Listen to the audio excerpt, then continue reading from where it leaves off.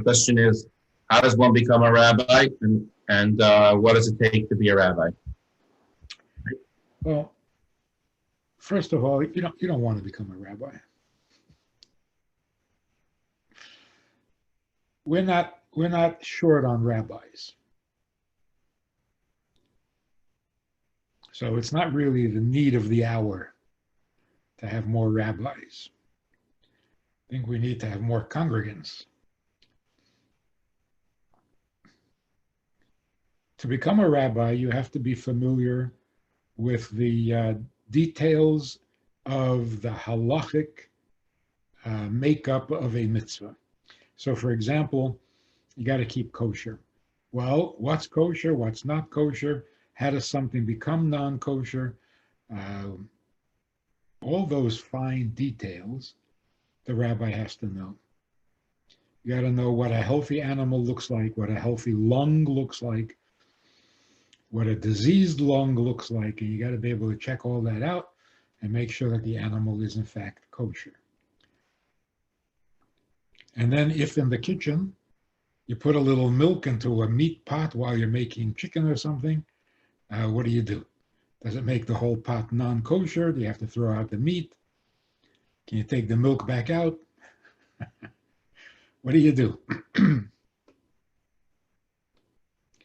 And then what do you do with your oven? Is the oven now not kosher anymore? How about the rest of the kitchen? You have to spray it with something? So once you master all of those laws and all of those details, now you are an authority on Jewish law. And if somebody happens to spill a little milk into their meat pot, they can call you and find out what to do. That's the job of a rabbi, or the education of a rabbi. What we really need is more people concerned with asking a rabbi about what's kosher. Rabbis are sitting around waiting for the phone to ring and nobody's calling. So we need more callers. There was a company that produced kosher meat and kosher foods many, many years ago. And it was something new to have kosher products in the supermarkets and so on. So somebody came to the Rebbe and said, would the Rebbe and Chabad want to produce more kosher food? Get in on the production. And the Rebbe said, you produce the food, I'll get people to be interested in eating it. I'll get people who are interested in kosher food, you produce it. So we're not into the production of food or rabbis. We're into the production of people who will consult with a rabbi and who will look for a kosher label on their food.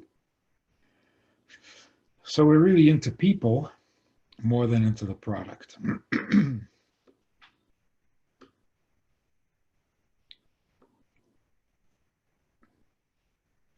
Now, in every distinct era in history, there was a dimension of Torah that became particularly relevant to that era. So Torah was given in multi-layered fashion, and in each era, in each period of history, we peeled away one of those layers to the one that was more relevant at the time. So there was a time when all we had on paper was the written Torah, the 24 books of Moses and the prophets, the scripture. But then came a time when the oral law had to be committed to writing, and so the Mishnah was produced.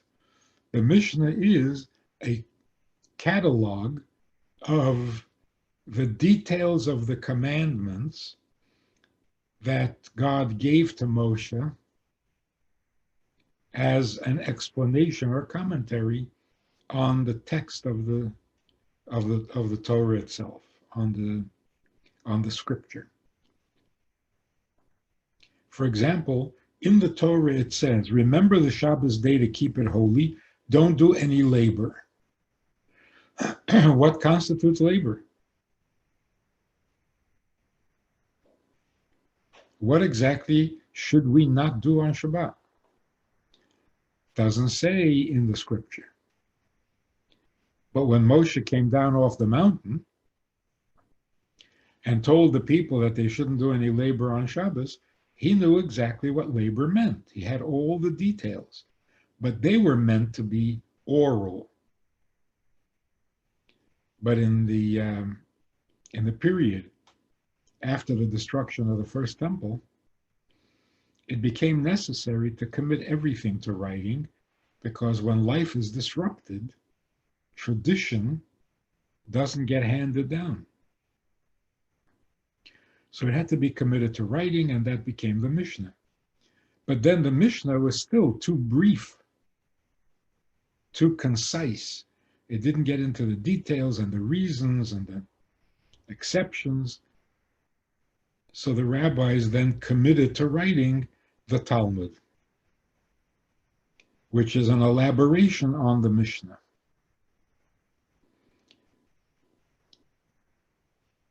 Then came a time when, having to look through the entire sea of Talmudic writings to find an answer to your particular question about what's kosher and what's not, what is permissible, what is forbidden, you have to be a scholar.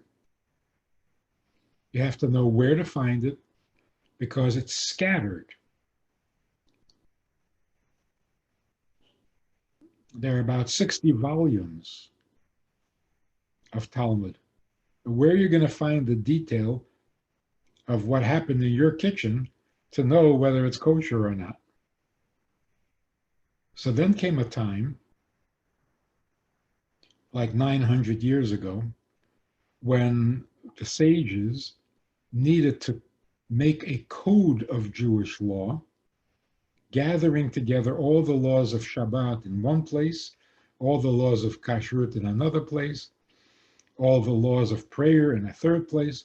So it was all gathered and cataloged so that you know exactly where to look for any of the details of the 613 commandments. And that became the code of Jewish law, the Shulchan Aruch. Then came a time when the mystical parts of the Torah had to be made available, because people needed more inspiration. So what had been kept secret and reserved only for the special scholar with a sensitive soul, now it became available for anyone who could read. And that happened about 400 years ago, in the time of the Ari. And then there were huge problems for the Jewish community in Eastern Europe, and they needed to be revived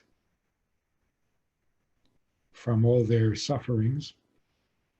And so the Baal Shem Tov came along and revealed another dimension of the Torah, which is called Hasidic philosophy. It was actually the fifth layer. So now we have 5 layers to the Torah. But if you want to be more precise about it, there are 4 dimensions of Torah. And then the 5th, the Hasidic part, is simply a deeper appreciation of the other 4. So it didn't add any information. It didn't add any more laws or traditions.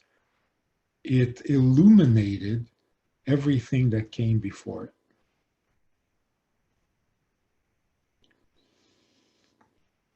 So even after we know the written Torah, the oral Torah, all the commentaries, all the details, then Hasidus comes along and says, now do you want to appreciate the significance of all of that?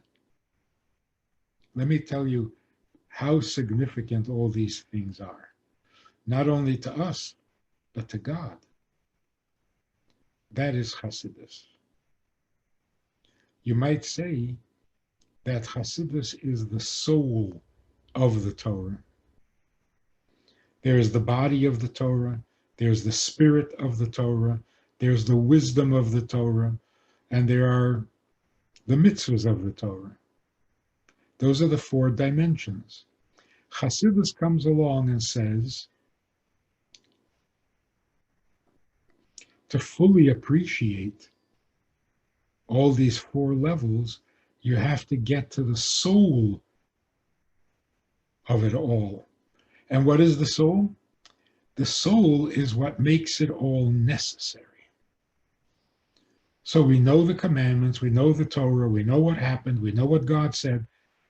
What makes it all so necessary? Soul means the bottom line. This is what's necessary. It's like the buck stops here. So Hasidus reveals the absolute essential nature of every mitzvah, of every word in Torah, of every part of creation, that everything is essential. Nothing is frivolous, nothing is unnecessary, and nothing is purposeless. And that revived the Jewish people in the late 1600s, early 1700s. It breathed oxygen into a people who were starved for oxygen. That was the Baal Shem Tov. But to understand what the Baal Shem Tov was saying and teaching, we needed a system, not just the stories and the anecdotes, the miracles. We needed a system.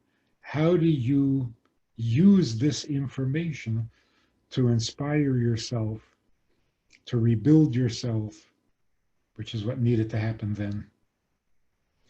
And so Chabad came along to explain what the Baal Shem Tov was introducing. So the Baal Shem Tov revealed it, and Chabad made it accessible.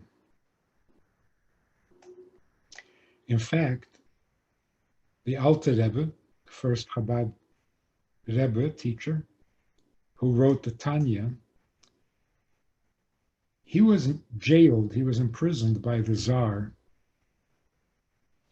for 53 days.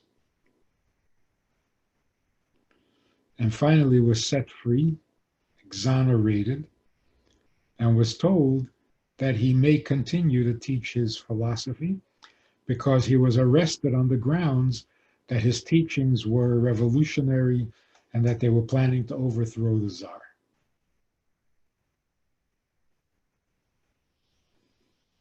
Seems like that accusation just doesn't get tired. These insecure leaders who are paranoid have used that excuse to oppress people, to repress people, because of fear of revolution. Anyway, they finally discovered that the Alter Rebbe's philosophy was deep, spiritual, profound, had nothing to do with politics. And so he was set free and told that he may publicize his teachings freely. Now, what happened on a deeper level is that in heaven, in the heavenly courts, not in the halls of government, not in the czars, on the czar's authority, but in the heavenly courts, there was some criticism of what the Alter Rebbe was doing, because certain parts of Torah are meant to be secret, and the Alter Rebbe was making them accessible and available to the average person. like, telling secrets from the classroom. And when the Rebbe was freed by the Tsar, that was simply a sign that in the heavenly courts it had been decreed and decided that this may be taught, the time had come, and it was the right thing to do. So it's interesting that the Alter Rebbe was simply explaining what the Baal Shem Tov had introduced. And yet the Baal Shem Tov was not criticized or questioned, and the Alter Rebbe was. If the teachings were not meant to be publicized, why wasn't the Baal Shem Tov arrested? So it seems that it wasn't the concepts as they were introduced by the Alter Rebbe. That was fine and necessary by the Baal Shem Tov. That was fine and necessary. The protest in heaven against the Alter Rebbe is that he's making it too logical. He's bringing it down so that a human mind can understand it. And that was crossing the line. That maybe shouldn't be crossed. When it was decided in the heavenly courts that it's not crossing the line and it's kosher and good and will further God's plan for creation, then he was exonerated on earth as well. So what was the innovation? What was the revolution? Making it understandable. On the level of faith, anyone can believe. The Baal Shem Tov came along and told us what to believe. And it was great.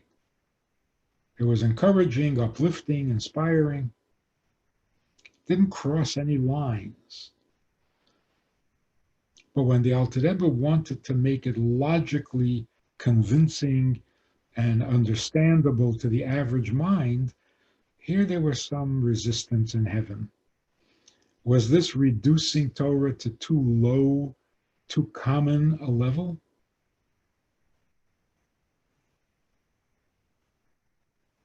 Was it revealing too much? Would it be beneficial? Would it be overwhelming? It was decided in the heavenly courts that it's beneficial, it's not too much, not too heavy, and it's not crossing any lines. And so on the day, the 19th of Kislev, which this year is going to be on Shabbos, that's the day that the Rebbe was told that he may spread his teaching throughout Russia. So it is the anniversary, like the Rosh Hashanah, for Hasidim, or for Hasidut. Everything has its Rosh Hashanah. When something new is introduced into the world, that becomes, the day that it's introduced, becomes the Rosh Hashanah for that. So when God introduced true freedom from all oppression and from all idols, so that we can serve God properly, when that became available in the universe, when that became, when that was gifted to the Jewish people, that became Pesach, that's Passover, the anniversary of our freedom. So it's the Rosh Hashanah of our freedom. The Rosh Hashanah that we all observe, that's the Rosh Hashanah of creation. That is the day of creation, and creation became a reality on that day, so we celebrate creation every year on that day. So it's an anniversary. It's the beginning of that quality or that property for the year. Shavuos is the Rosh Hashanah for Torah, because that's the day Torah was given. Yom Kippur is the Rosh Hashanah of forgiveness, because after the Jews made the golden calf, on Yom Kippur of that year, God forgave them. So that became the Rosh Hashanah for forgiveness. In other words, forgiveness came into the world on that day, so we celebrate its birthday, so to speak. On the 19th of Kislev, Hasidus was released into the world from heaven. So it's like the birthday of Hasidus, the Rosh Hashanah of Hasidus.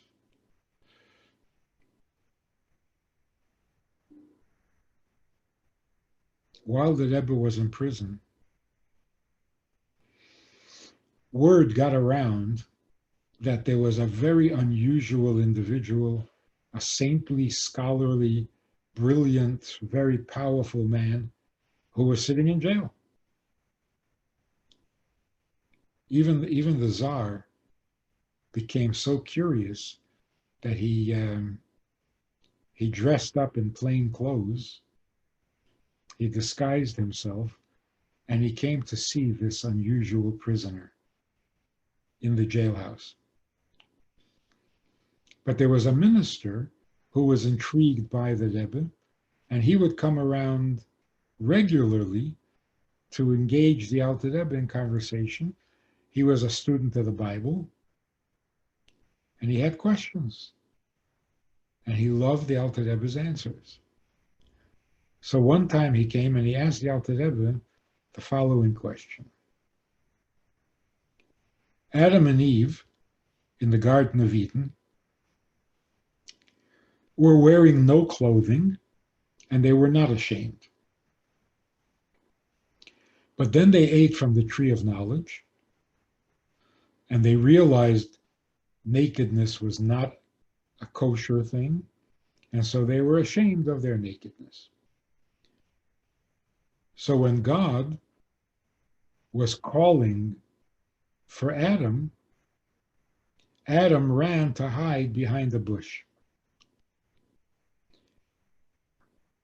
So God calls to him and says, "Where are you?" And Adam says, I'm not dressed properly, so I'm ashamed or afraid, so I went to hide. The man's question to the Alter Rebbe was, why is God asking, "Where are you?" Surely God could see Adam even if he's hiding behind a bush. So why is God asking Adam for his location? Where are you? So the Alter Rebbe said, it teaches us good manners. You don't just jump on somebody and accuse them of doing something wrong. You start the conversation gently.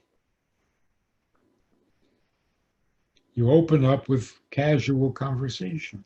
Then you get to the heavy stuff. So that's what God was doing. He was saying, "Where are you? Why are you hiding?" Not because he didn't know where Adam was or couldn't see him, but because he was easing into the conversation gently. This minister said, "That's what the commentaries say. I read the commentaries. I want to know what you say, how you explain it." So the Alter Rebbe basically told him that the question, "Where are you?" is not asking for a location. Where are you means, how have you progressed? You're born into this world for a reason. There's a certain amount of goodness and godliness that you bring to the world. So in that project, how are you doing?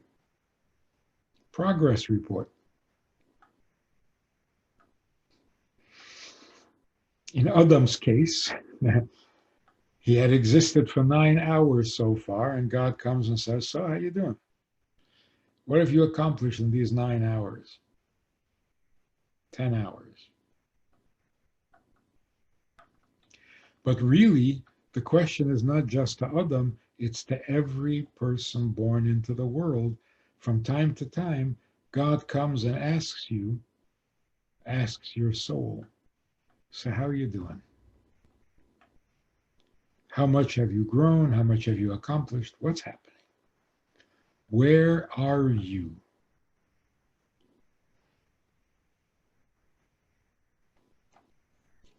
It's a question we need to be able to answer, even if it's a little discouraging or embarrassing. But we got to know, where are we? Are we getting closer? We're getting further. We're going up the ladder. We're going down the ladder. What's happening? So then the Rebbe said to him, a person is such and such age. God comes and asks him, "Where are you?" And the Alter Rebbe mentioned exactly the age that this man was at that time. So the man was very, very moved and very impressed with the answer. But now we know. We all benefit from that little story. Because the minister asked that question, we now know that God is asking us, "Where are you?" It's been 5,781 years. Where are you? How close to the goal? How far?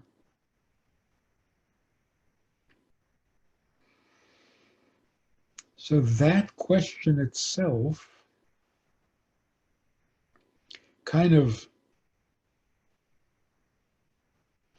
describes or is characteristic of a Chabad philosophy. The Chabad philosophy is serving God, religion, is not a static thing. You're either religious or you're not, you believe or you don't, and that's it. You're born into a religious family, you stay religious. You're born into a non-religious family, you stay non-religious. It's not like that. It's a process. So when God comes and says, "How are you doing? Where are you in your project?" It means that you can measure your progress. You can know how far you are, how close you are. It's all doable in the mind and in the heart, not just in faith. Because with faith, you never quite know. When somebody says, "I believe in God," I'm not sure what that means. You mean right now? But if something painful happened, maybe not. I don't know what you mean, "I believe in God." It's such a vague concept. But when you're motivated to live your life according to God's instructions, to serve His purpose, to be His partner in creation, that's very tangible. That's very real. So if you say, "Yes, I work at Jewish education," I know what you're talking about. When you say, "I believe in God," I'm not sure what you're saying. It's a little too vague. So that's why there was a need for a two-story lifestyle, because we're living on two levels at the same time. The lower level, of course, is our human condition. A Jew needs to eat just like a non-Jew. He needs to sleep just like a non-Jew. So those are the universal conditions in which we function. But what is our function? That's the Torah. And the first thing that happens when people are exposed to the Torah is that they disabuse themselves of a mistaken notion. The mistaken notion is that God is neutral on everything because he's fine, he's already perfect. But human beings need instruction, human beings need discipline, reward and punishment to motivate. And so the entire Torah, according to this way of thinking, is just a way of appeasing the human rebel within us so that we don't rebel against the Torah and against God. And then there's the stuff you give a kid because you don't want him to have nightmares. And then there's stuff you give a kid because you want him to grow healthy bones and so on. But what is it all about? So we want healthy children. Well, what's a healthy child?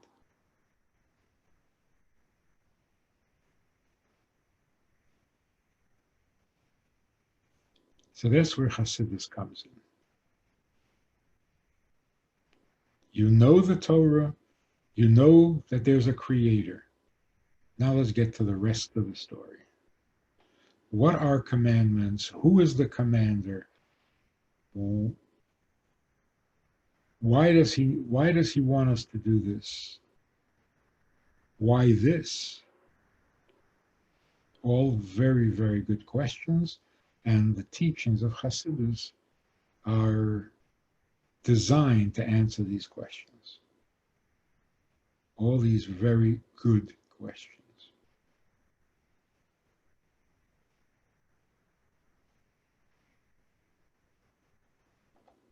Any other good questions?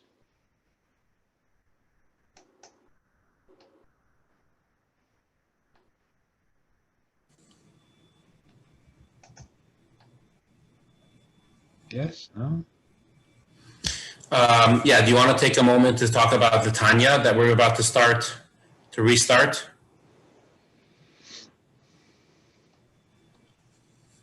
Anybody already looked into the Tanya, studied the Tanya a little bit? Yes? Jeffrey, you did? Eliana, you did? Where's everybody else's picture here? Anybody else a little bit of Tanya?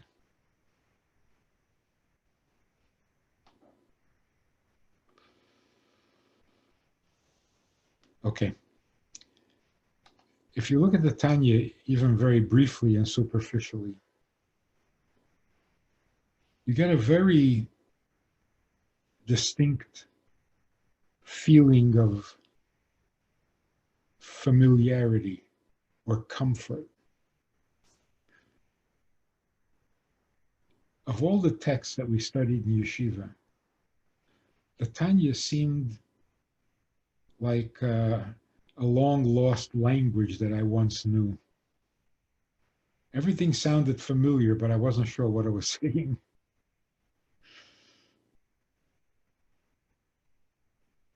Because it is written to engage the mind rather than the soul or the faith. And sometimes texts are written with a tone of commandment. Do this, don't do that. This is kosher, this is not. The Tanya is written like a grandfather trying to reason with his grandson.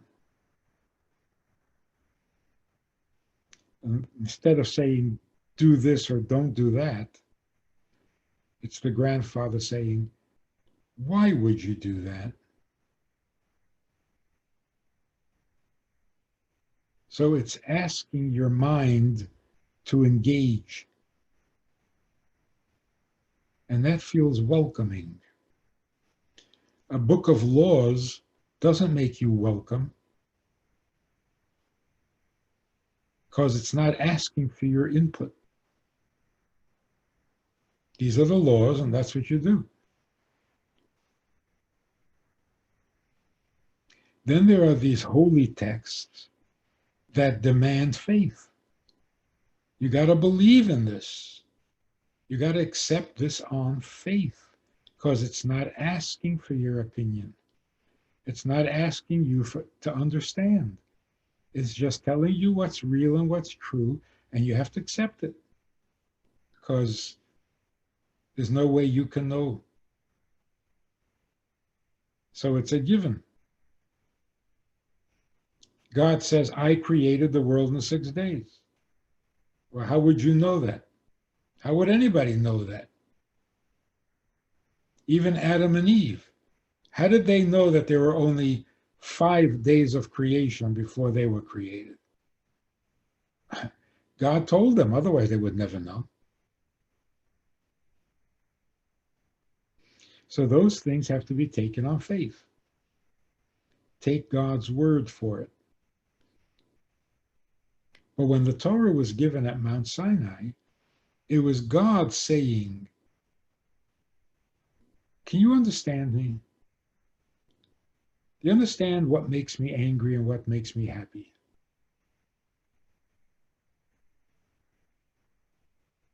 And that part of God is described and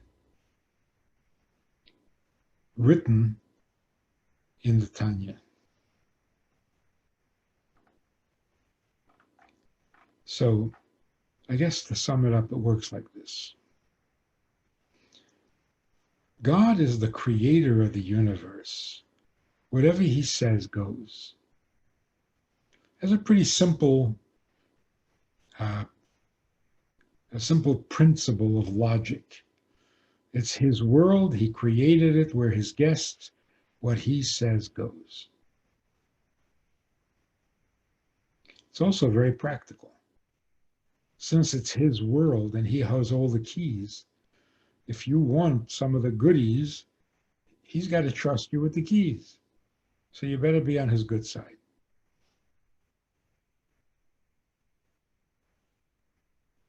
But that's missing the point. The real point is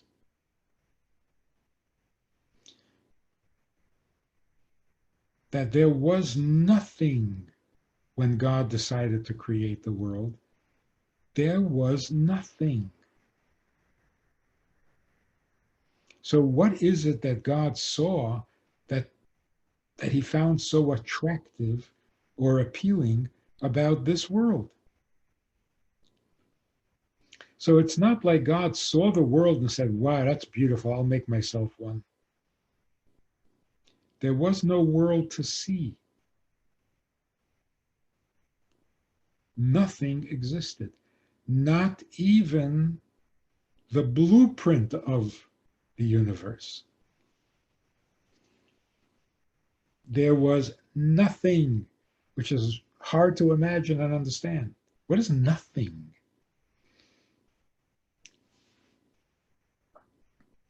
The genius of Einstein that distinguished him from other geniuses.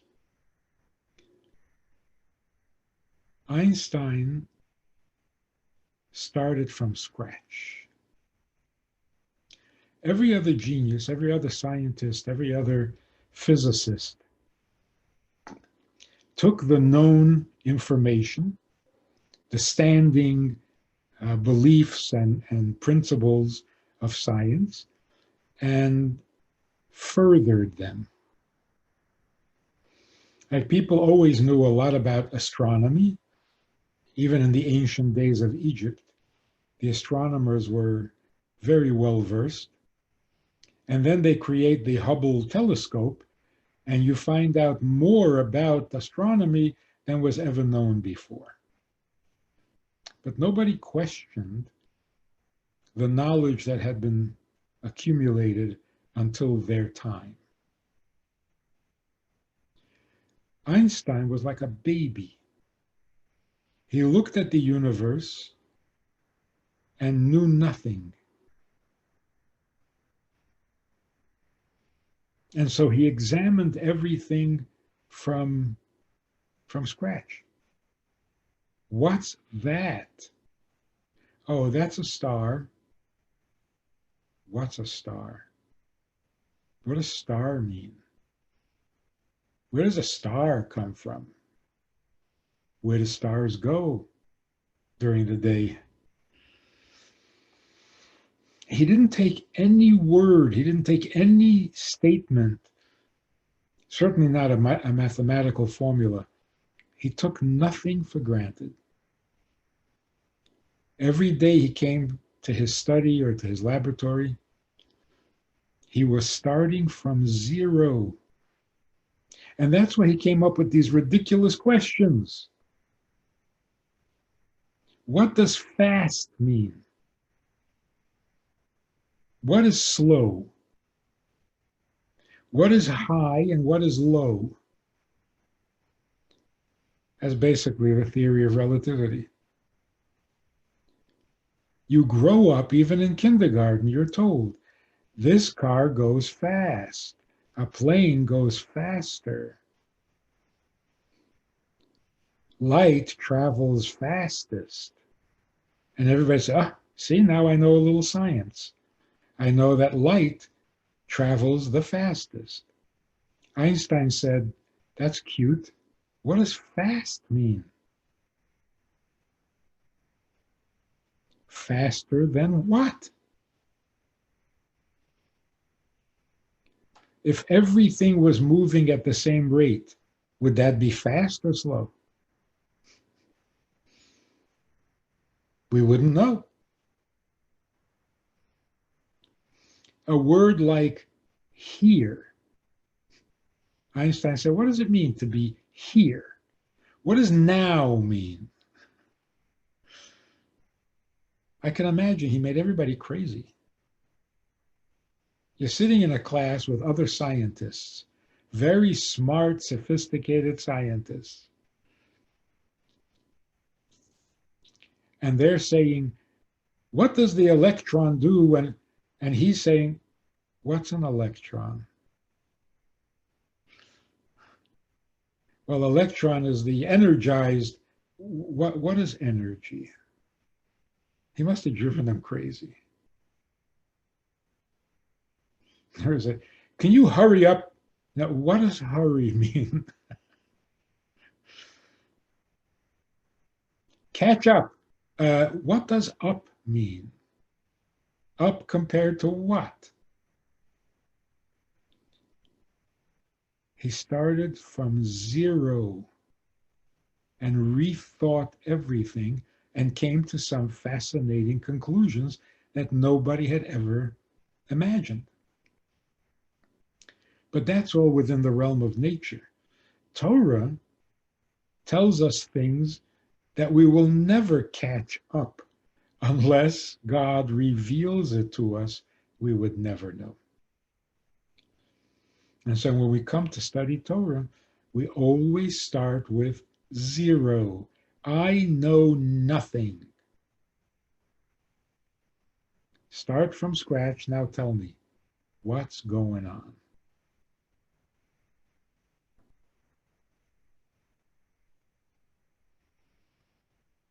So that's what Chassidus is.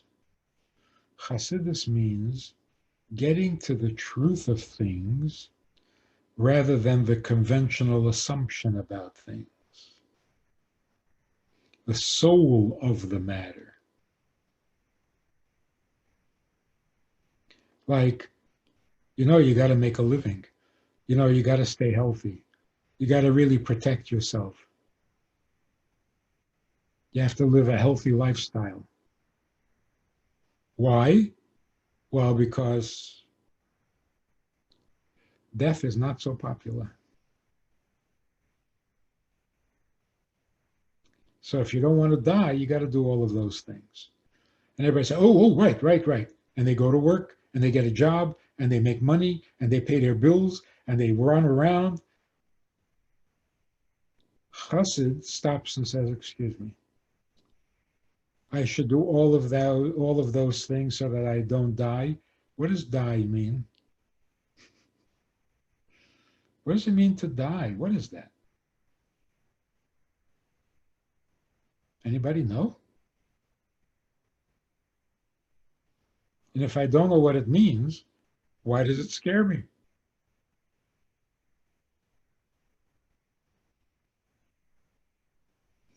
But more than that, since you don't want to die, then get busy living.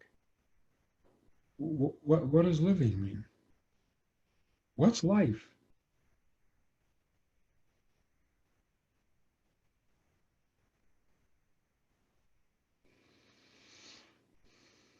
These fundamental questions that nobody can answer.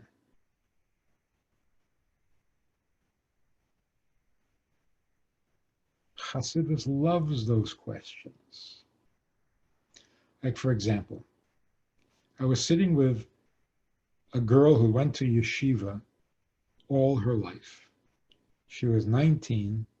She was one of the better students, very active in every school project. And I'm talking about a yeshiva school.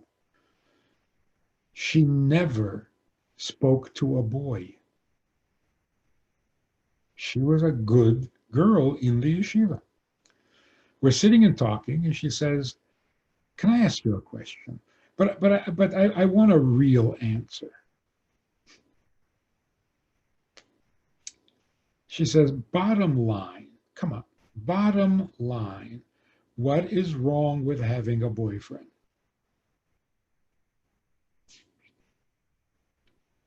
I was a little surprised. I said, "Don't tell me that after 12 years of school, of learning in the yeshiva, you don't know what's wrong with having a boyfriend?" She said, "Of course I know what's wrong with having a boyfriend. What I'm asking is, so what? What's wrong with being wrong?" And all those good girls, what's right about being right? So you have two girls, one is wrong and one is right. What's the difference? What's the difference? Now, have you ever heard anything so fundamental?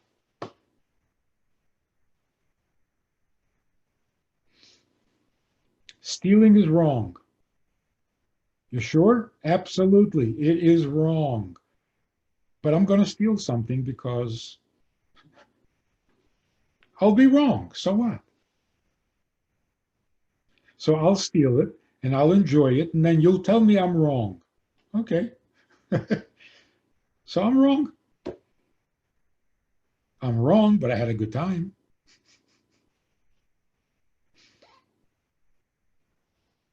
You go and kill somebody. It just, happens. And somebody comes along and says, "Oh, that was wrong." Yeah, it probably was. Got rid of that guy. Yeah, it was wrong. It was wrong. Very wrong. But he's gone. So what? So it's wrong. What's wrong with being wrong? In other words, what does the word wrong even mean? Oh, that's a no-no. Is that what it is? It's a no-no. Nay-nay. What does that mean? It's nonsense. It's just words. And then you do something very nice and very good and very right. And everybody says, "Wow, that was good." Okay. So what? So what?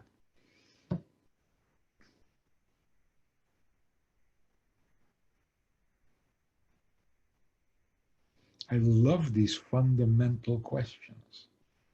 Get right down to the nitty gritty.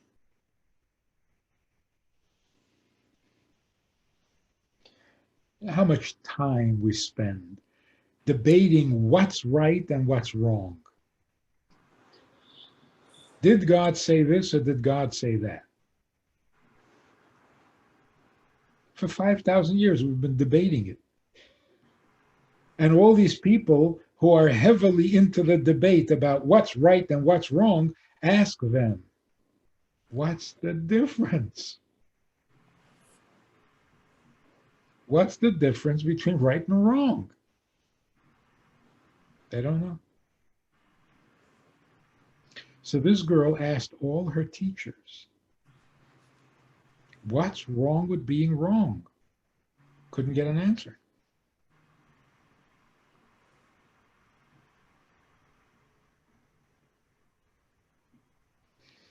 What she was told is that if you do things that are wrong, you'll get a bad reputation. It'll harm your reputation. And for a while, she bought it. She said, oh, okay. Don't want to ruin my reputation, sure. But then she got to be 17, and she looked around and she said, my reputation,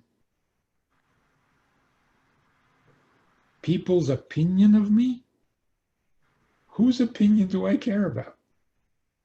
And I looked around and there was no one. I don't care about anybody's opinion. They've all got their own problems. So I should behave myself a certain way and deny myself certain activities and pleasures because those people will lose respect for me. I don't care. I've lost respect for them a long time ago. So now my reputation can't be the reason anymore. Now what? Is it still wrong to be wrong?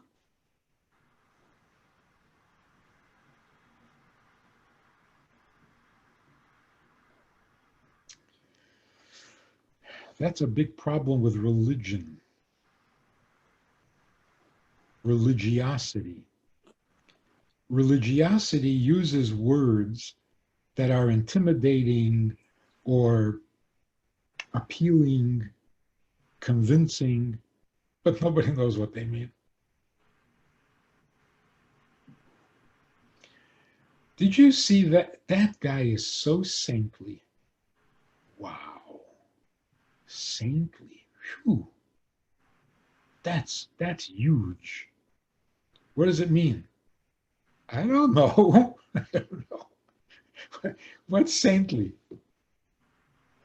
Delicate? Fragile? What's saintly? A halo? Nobody knows what saintly means. But for thousands of years, people tried so hard to be saintly. Because, saintly. That's holy. Yeah, but what does holy mean? No, it's holy. What does holy mean? Well, it means very good. See, it's frustrating.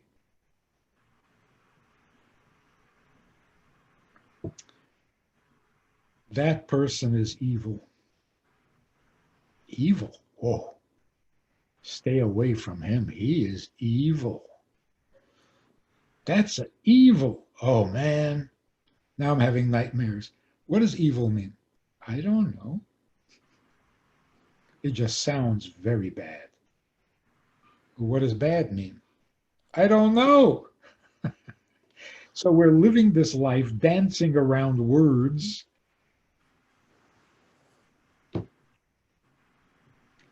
The truth is missing. If I can't define clearly what the word good means, then I'm not dealing with truth. I'm playing around with adjectives. What's your favorite adjective? Good, holy, or saintly? What do they mean? Nobody knows. What is your least favorite word? Bad, evil, sinful? Nobody knows what they mean. What is it you're most afraid of? Oh, I don't want to go to hell. What is hell? I don't know. I just know I shouldn't go there. Then where do you want to go? I want to go to heaven. You want to go where? To heaven. What is heaven? I don't know. Nobody knows. It gives you a headache. What are we doing? I love those fundamental, simple, inescapable questions. And that brought me to an interesting conclusion. The only way wrong can be wrong is if it interferes with a vast eternal plan that God has for creation. If God is moving the world in one direction and you're pulling in the other direction, wrong. What's wrong with it? It goes against God's plan. You should be working with him, not against him. So you're going in the wrong direction.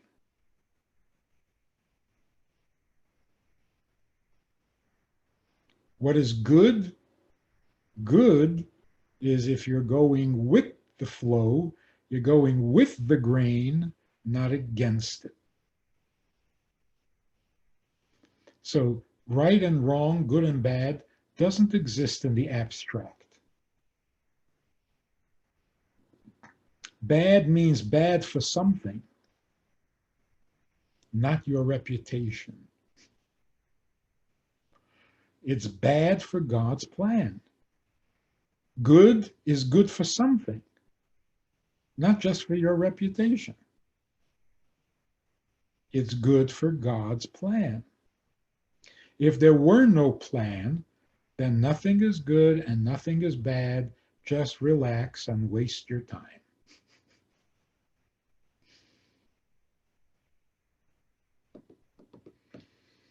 So the fact that God's plan is essential, it must be.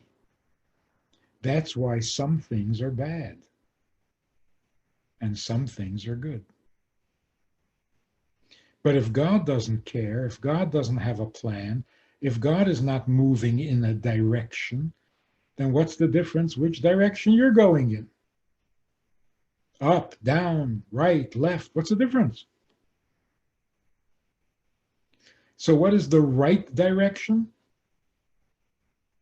God's direction. If you're moving with him, that's good. You're moving against him, that's not good. Not good for what? Not good for him.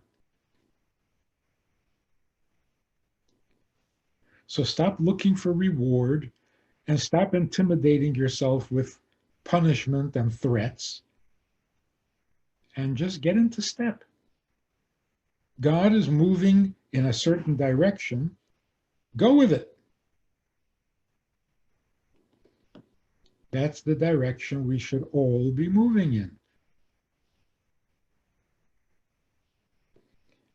And what's going to happen to me if I don't?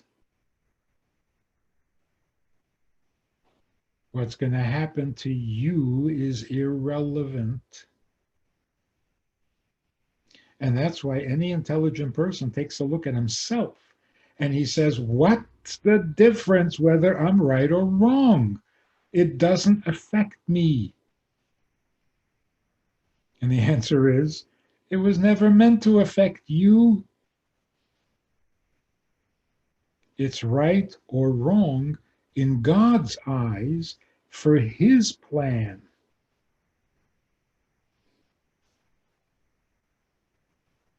So when you do something wrong, it affects him. When you do something right, it affects him. And since he is the creator and we're living in his world, what affects him, we should take seriously. even though it doesn't affect us?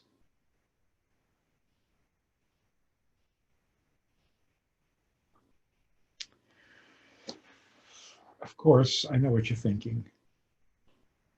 It does affect us, because when you sin, you go to hell. And when you do mitzvahs, you go to heaven. So it does affect us. So let me let you in on a little secret. What does it mean to go to hell? How do you go there? How do you get there? GPS? Shortest route? Less traffic? How do I avoid all the traffic and get to hell quickly? What do you mean go to hell? And what does it mean go to heaven?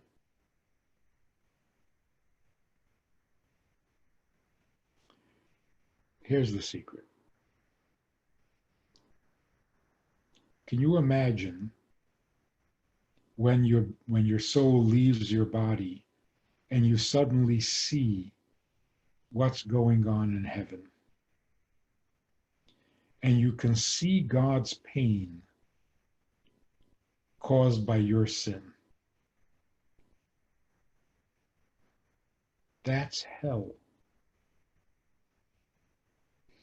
Heaven means your soul leaves your body and comes to heaven and sees the pleasure that your mitzvah gave God. That's heaven. It's not a place, it's an experience. You don't go to hell, you feel it. And you don't go to heaven, you feel heaven. It's not a geographic location. You got to change trains downtown from the number 2 to the number 3, and you go, no, it's not a destination, it's an experience. Today, while you're in your body, when you sin, you have no idea of God's pain, and when you do a mitzvah, you have no idea of his pleasure. What happens when you come to heaven?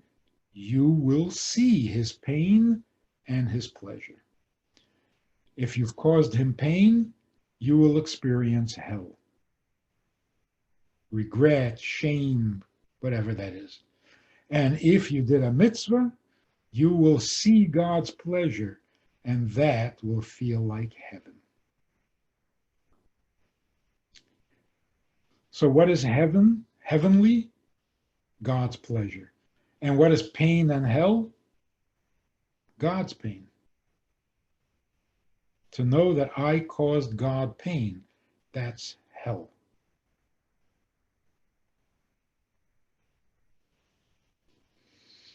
When I realized I caused myself pain,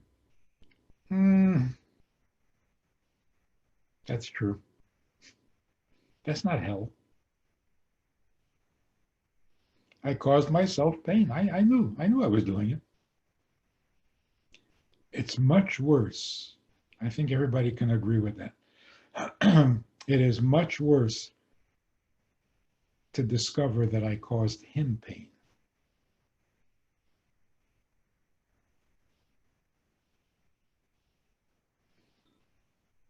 My pain I can justify. Yes, now I'm feeling a lot of pain, but when I did the sin, it was a lot of pleasure. So, you win some, you lose some. Maybe it was worth it. But causing him pain, I have no excuse for that. I gave myself pleasure. That's reasonable. I gave him pleasure. Hey, that's heaven.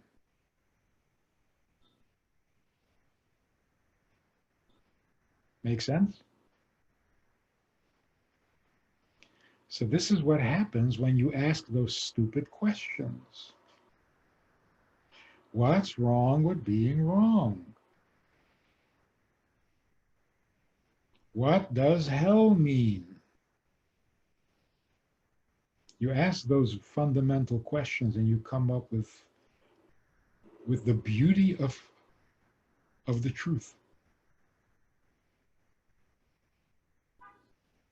And that's what Hasidic philosophy does. It doesn't add anything to the Torah. It doesn't change anything in the Torah. It simply says, you're using all of these words. Wouldn't it be nice to know what they mean?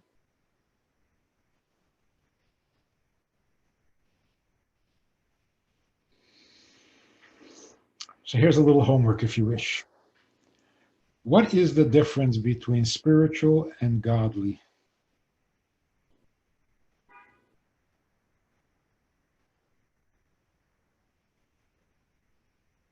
Familiar words, but do we know what they mean?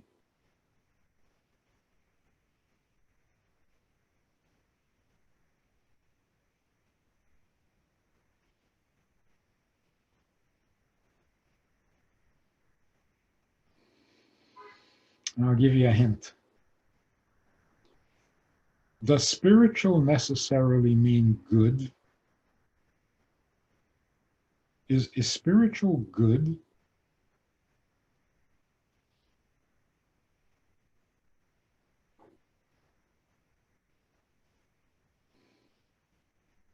Can you be evilly and destructively spiritual? Can you be evilly, destructively godly?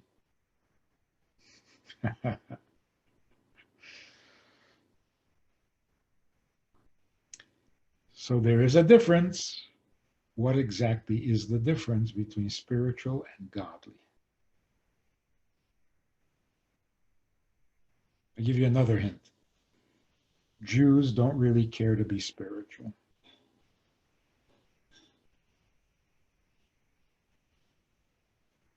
We want to be godly.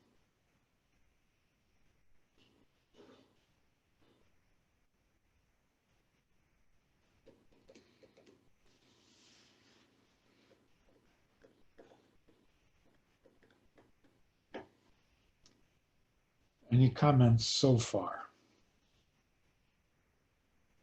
We're just getting started here. That was just a warm-up. Thank you, Rabbi Friedman. That was very deep, very wonderful. I think Jerry has a comment, and then we're going to call it a night. It's already after 10. Where is Jerry? Where are you? Hi. Oh, Am there I you on? Jerry with a J. Yes. Geraldine. How are you? Hebrew name Yocheved. And speaking of Hebrew, so it was until sunset, it was my Hebrew birthday all day. Mazel tov. So I spent the whole day calling and texting friends, giving them brachot. Ah, I got such beautiful answers. You cannot believe. People were just overwhelmed with with the beautiful thought. Do you want to speak to that at all? Like that whole yes. tradition? It's so beautiful. Yes. It is beautiful because it's your birthday. And what is a birthday good for? Giving other people blessings. Right. Is that not amazing? It is. It's your day, and it's not about you. Oh, that's what it is. Hmm? That's the answer. Your That's what makes it so special beautiful, day. that it's not about me. Yeah. But it is your special day. And it makes me, I kept saying I was trying to explain to people, I have a superpower today. And I want to bestow blessings on you. And people were just completely, I had people in tears, really. Nasty. Don't make people cry. Okay, a quick comment. I wanted to say that when you started to discuss rabbinical school in the beginning, it reminded me of law school, how people told me you don't want to go there. That's the last thing you want to do. And it didn't sound good to me either. So you didn't go? I went, yeah. Of course, you're Jewish.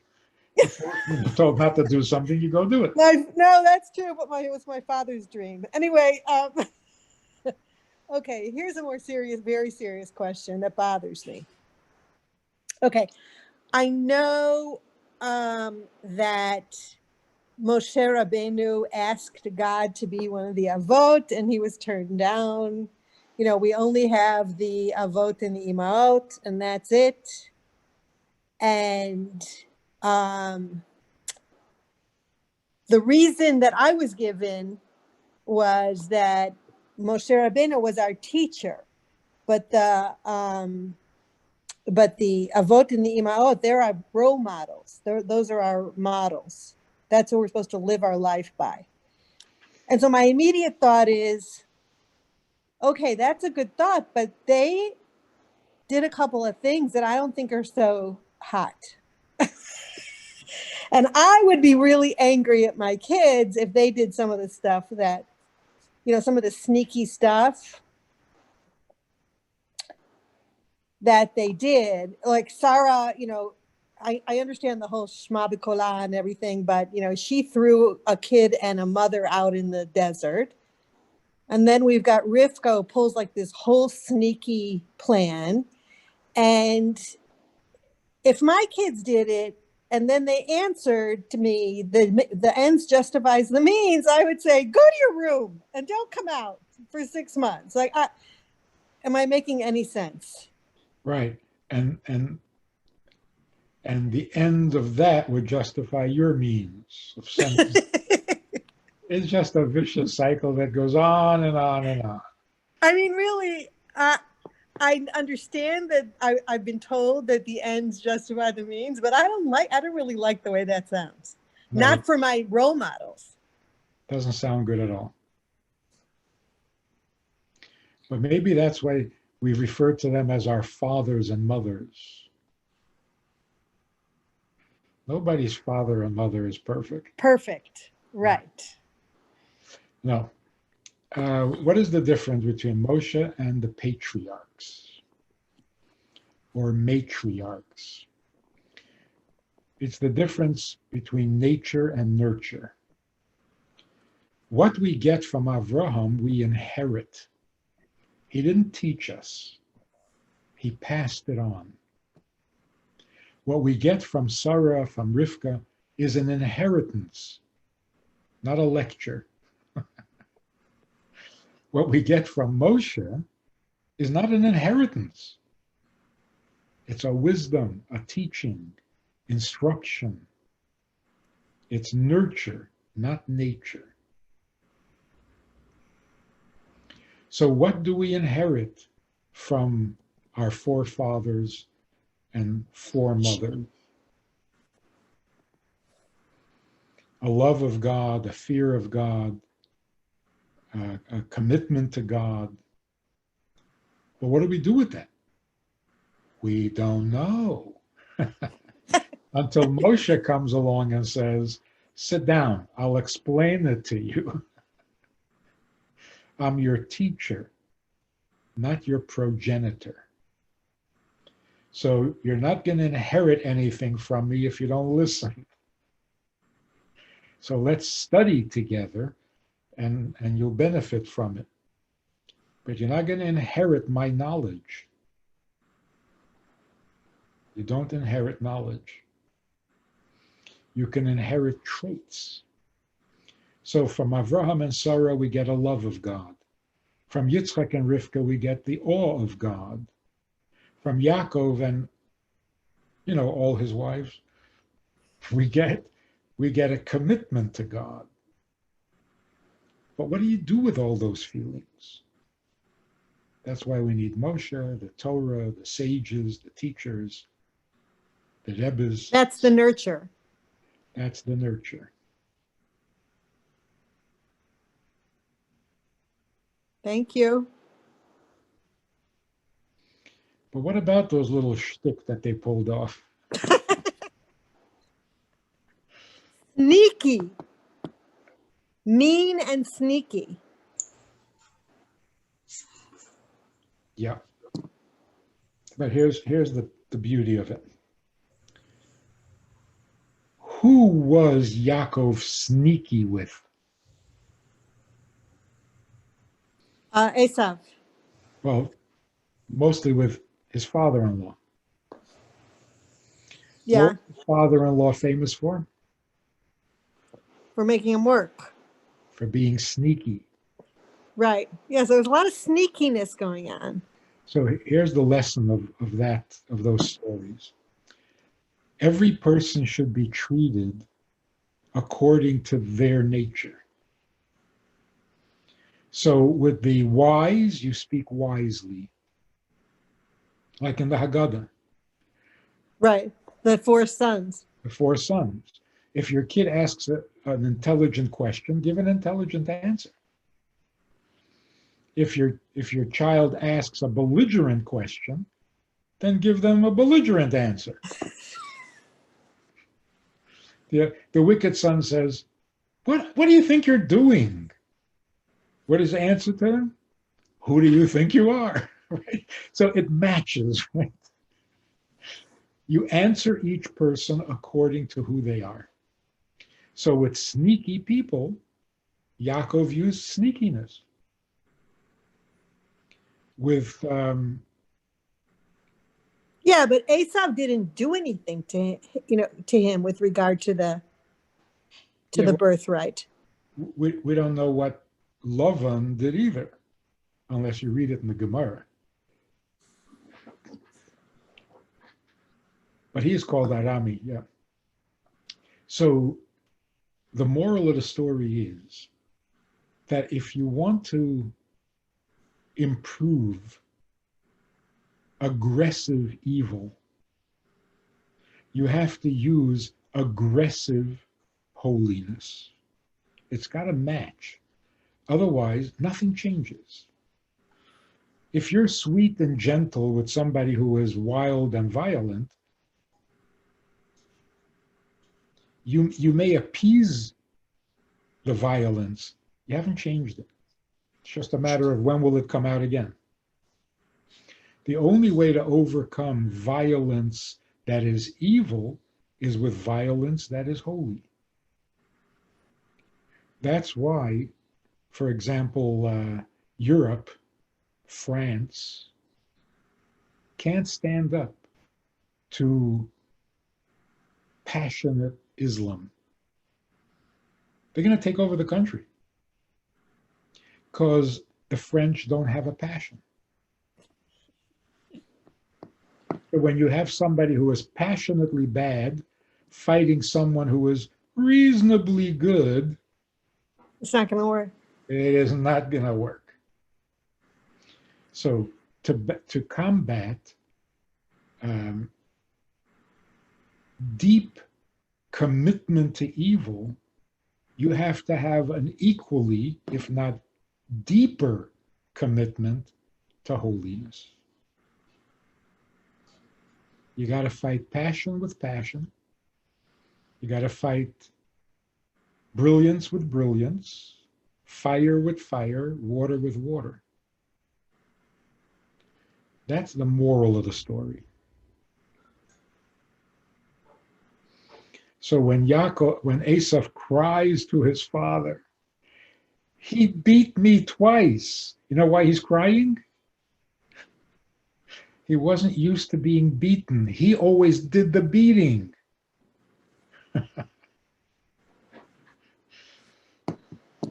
Outdone at his own. Yeah. So that really is a lesson for all of us. Our passion for sin is always passionate. It's never, yeah, why not? Sure, I'll sin. No. Sin is always passionate. But when it comes to good, it's like, really? That's a good thing to do? Okay, I have 5 minutes. You're out of balance. I want to make it even more beautiful. This guy was a really wild and crazy guy. And then at some point in his life, he decided to become observant and to settle down into a productive life. So one of his old friends met him, hadn't seen him in a while, and he sees the guy is really serious. He's really somber. And he went over to him and he said, you're not doing this right. Because when you were wild and crazy doing all sorts of sins, you were having such a good time. Now you're doing all the right things and there's no pleasure and no enjoyment.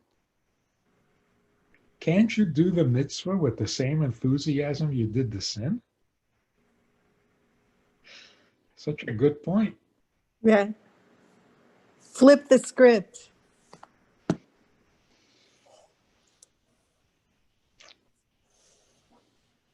You have to match the evil with equally intense, equally enjoyable, equally pleasurable goodness. If not, the evil will keep coming back.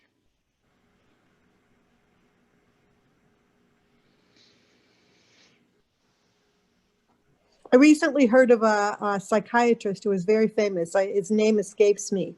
He was in a wheelchair, and he became so famous for being so unbelievably good because he would match the patient. Like if the patient came in and said, I don't want to live anymore, I can't stand it, then he would say, why? Maybe you could try this, And then if the guy would come in and go, I hate life, I want to kill everybody, he would say, no, you don't. We got time. I tried that a while ago. Somebody came to me and said, I'm suicidal. I want to kill myself. I don't see any reason to go on living. And I said, Okay. You're right. Life is so difficult and suicide is so easy. Such an easy solution to a big problem. Makes a lot of sense. That was a big risk. She said, how dare you say that to me? And she started arguing with me about, you don't kill yourself. You got to live. Oh, so it really worked. It was a great. You can call it reverse great psychology, but it's not reverse. It's matching. Yes. Yeah. It is homeopathic. Yeah. It is homeopathic.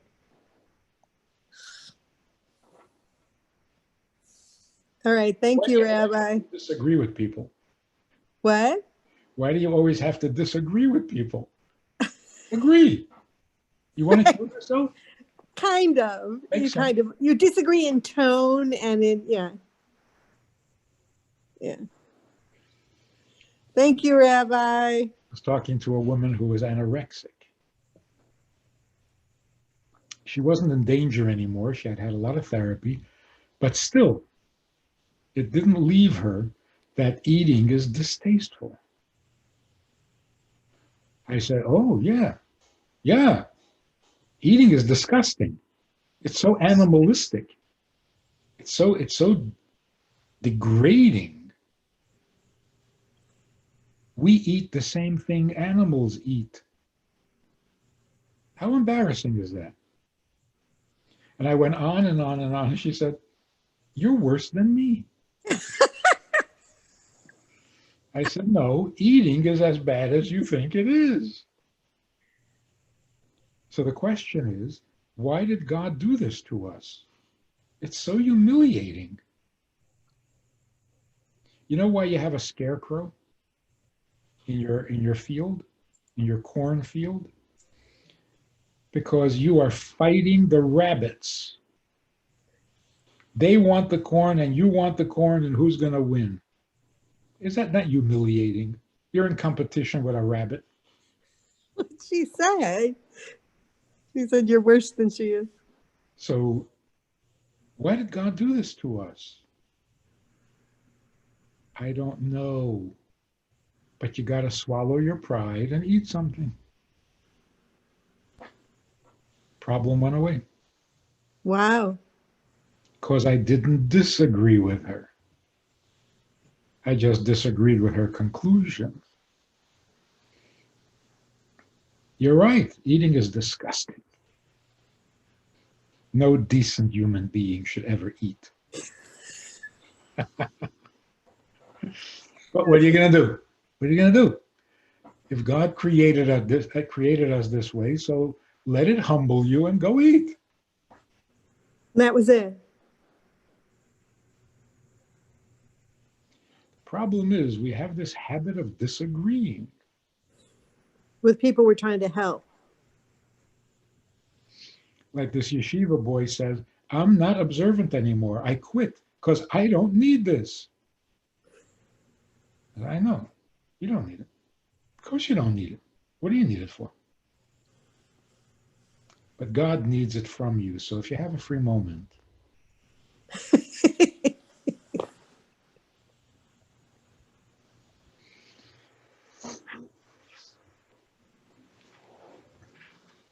so when they're right, they're right. You don't have to disagree. I have one final example. Your kid comes home and she's all miserable because she has an ugly nose and everybody makes fun of it. What do you say? It's not ugly. That's what you say. That's what you say, and she doesn't believe you, and you're no longer a reliable Right. source of. Right. So the mother says, "Oh no, your nose is not ugly," and the kid says, "Okay, I guess I'm going to have to find help someplace else," because you're just saying that. Right. You just always say stuff like that. Yeah. So what the mother should say is, "Come over here. I want to see that ugly nose of yours." It really is ugly. I love your ugly nose. Wow, that would be scary.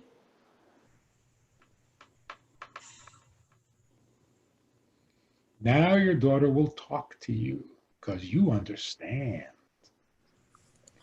Now you're. Where were you 30 years ago? I want to know. What's wrong with your daughter's nose? Yeah.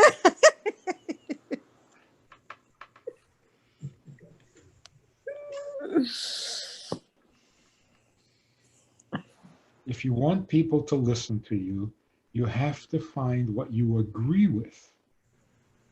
If you just disagree, you're not a friend.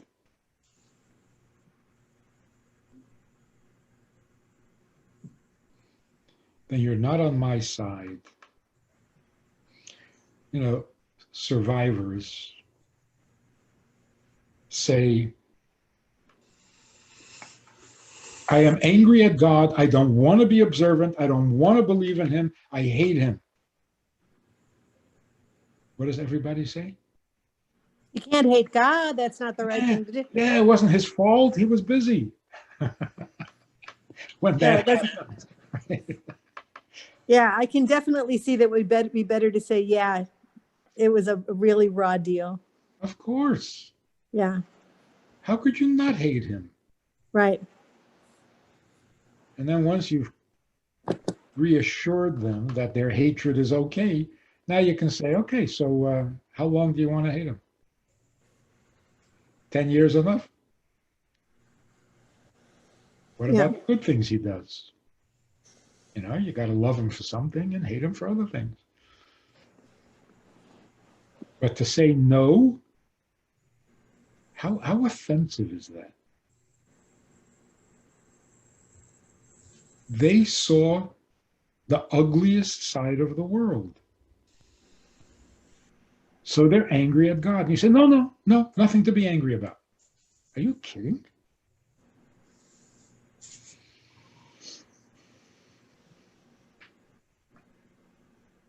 You've lost all credibility. You don't think it's something to be angry about?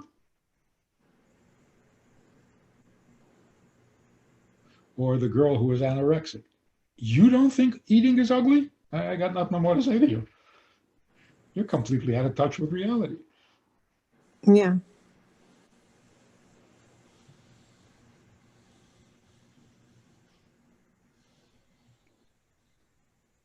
So eating really is ugly. So if you're going to eat, at least enjoy it. That was a pretty good trick. Don't eat when you're not hungry and you don't enjoy it.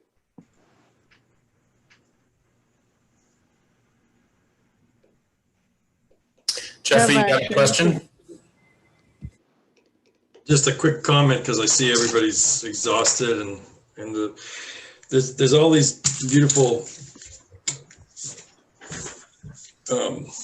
sayings in the Torah that I'm always finding, all these little gifts. And here's one that I just want to make a comment on, V'yishlach 32:29 in English. I never knew this. Yisrael, from Serara, nobility, and also meaning striven with God.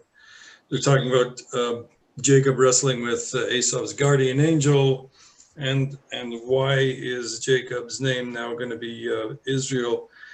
And I never knew that Yisrael meant nobility and striven with God. So on subject of France, which I believe, I'm not sure, I don't think it's Torah, I think somewhere in Talmud, it's the lowliest nation on earth. Correct me if I'm wrong. Finish the thought. I think it's so beautiful that Israel means nobility and striven with God, because that is the core of us Jews. This is exactly where we all kind of want to go. We want to be noble and we want to be striven with God. I just think it's beautiful. That's all at the end. It wasn't really much to, but a beautiful discovery, because the more I get into studying Torah, the more observant I get, the more I connect in every way. I see the gift of the connection, and I see the gift of what God's willing to give back to you once you're connecting. And now I understand Israel more or less meaning the same thing. That's, maybe I'm not explaining it properly enough, but That's fine. It's really, that's it. That's all I want to say. So the statement is that Jews are really the least respected people in the world, but they are the most respectable people in the world. That's the irony of it. And that is the contrast of Yaakov, that one name, and then Israel, his alternative name. Yeah. Yaakov is the lowliest. It's the heel. Yeah. Right. He's clinging to the heel of Esau. Right. A very subservient, degrading, right? Lowly condition. Yeah. And that for most of our history has been the case. We have to beg the Tsar to let us live. We have to beg the emperor. We have to beg the king. We have to beg the government. We're always clinging to somebody's heel. But if you look a little closer, our other name is Israel. That means wrestling with God, or the angel of God. So yes, we are quite misunderstood. And after 2,000 years of being misunderstood, we don't even understand ourselves anymore. Yeah. Because we don't know who to believe. Yeah. But to be noble, because it's Sararat, to be noble is to have confidence, right? You can't be noble and not be confident. You can't be noble and be weak. If you're noble, you're strong. And what's nice to see are a lot of Jews, one of them, Rudy Rockman on YouTube, who's an activist. He goes to all the campuses where they have the BDS campaigns, and he has meaningful discussion, but strong meaningful discussion with pride about this is all wrong. These are all lies, and more about not so much the lies, but the beauty of Judaism. And I think that is something we should all strive for. Is that's my message tonight. Is just so here's the secret. Have pride. Here's the secret: confidence, not in ourselves. Confidence in what we stand for. Yeah, yeah, yeah. It's not about me. It's about me serving God. And if I'm connected, I'm confident. End of story. Yeah. That was it. So, what are we going to do about all this? I mentioned to the other group earlier today. Can you see that picture behind me?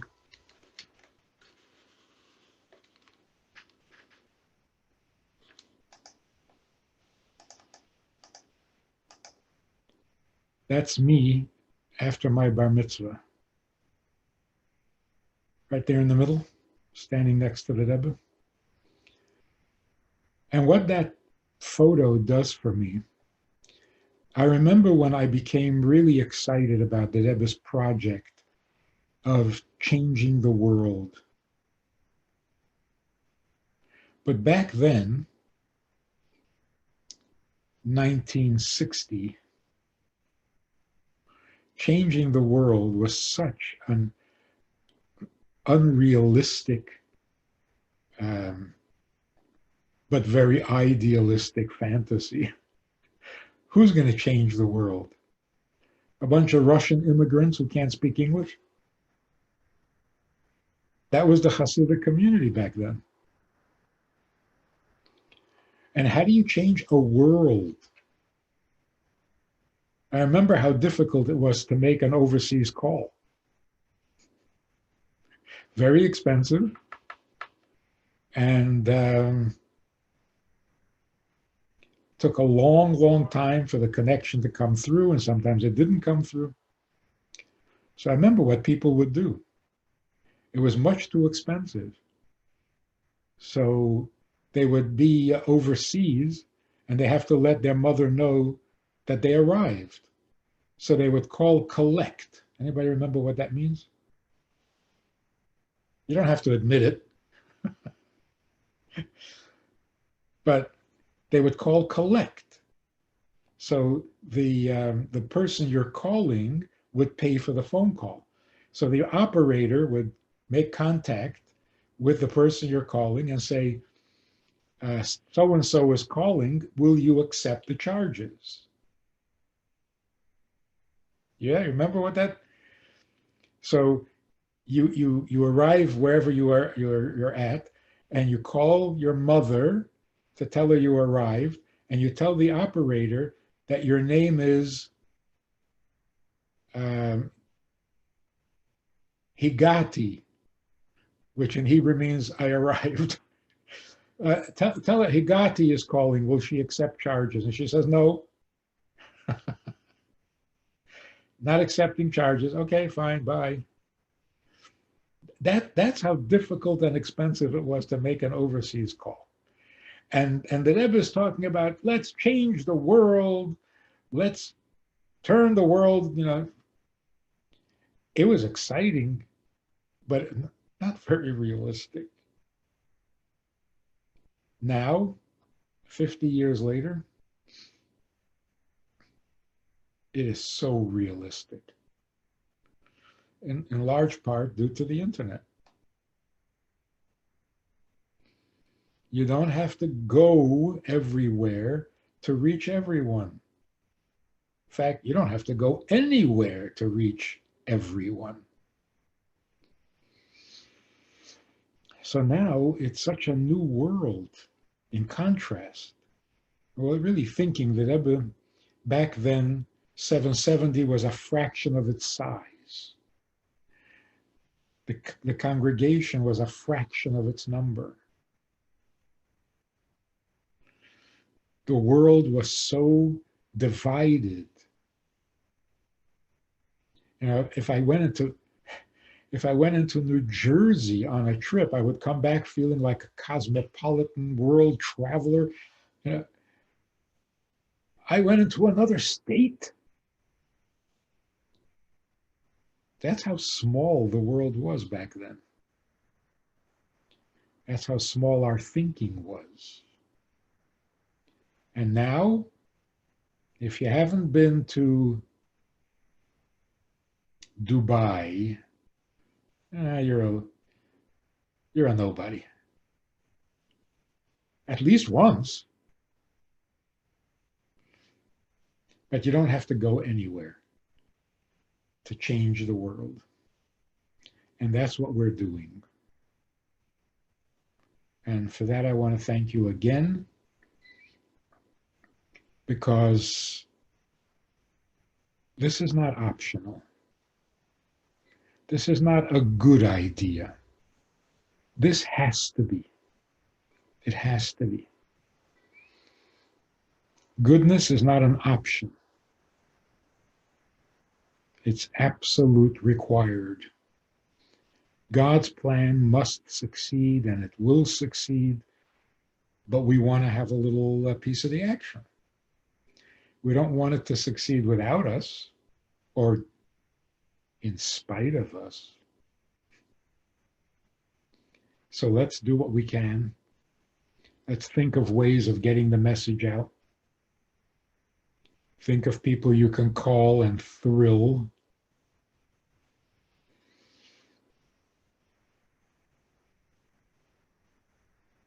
Got to get it done.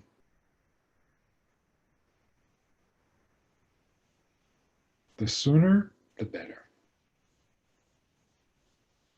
So thank you very, very much. It's a pleasure having you on the team.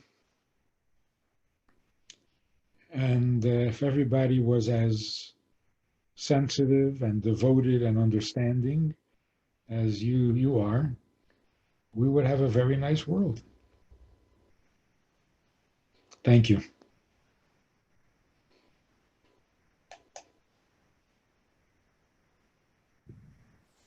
Thank you. Thank you, Rabbi. Thank you. Yeah. Thank you. Thank you, Rabbi. Thank you. Thank you, Rabbi. Thank you, Rabbi. Thank you, Zalman. Thank you, And Rabbi. Yaakov. Sweet dreams. Thanks for answering my questions. Good answer. Yeah. Thank you. Good night. Lila Tov. On the top.